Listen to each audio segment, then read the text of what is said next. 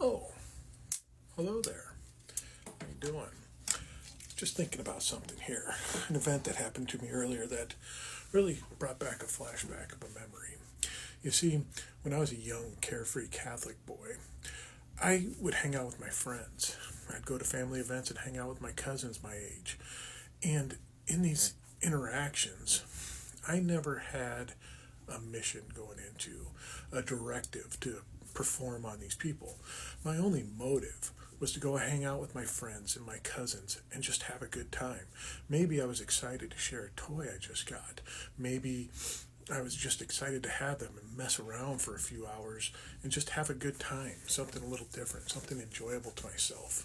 And that all changed when I became an adult and a Christian, where interactions with friends, interactions with family became mission trips, where I felt this anxiety, this pressure, this weight upon me to share the message I had, the greatest gift that's ever been given to mankind, the salvation of the Lord Jesus. And I had to share this with the people, to bring them into my belief system, to force it in here, because if I didn't, I was destined in these people to hell. And what kind of loving friend, what kind of loving family member would do such a thing? Would allow their families and friends to blindly trudge into the pits of hell and despair and punishment for eternity? That weighed heavily on me because I cared about these people. I loved these people, and I felt like I needed to do this.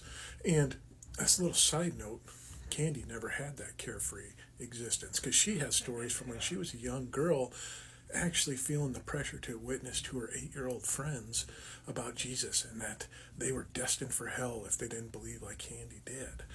So I felt bad for her because she never had that fun, free existence of life. But as we were in adulthood and came together and started doing this, there was so much anxiety, so much stress, so much pressure. The weight of everyone's salvation that didn't believe like us weighed heavily upon our shoulders.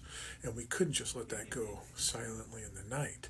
So every interaction became almost like a business interaction where I was in this shady business that I had to sell this product to everyone and get them involved in my company, a multi-level marketing type campaign.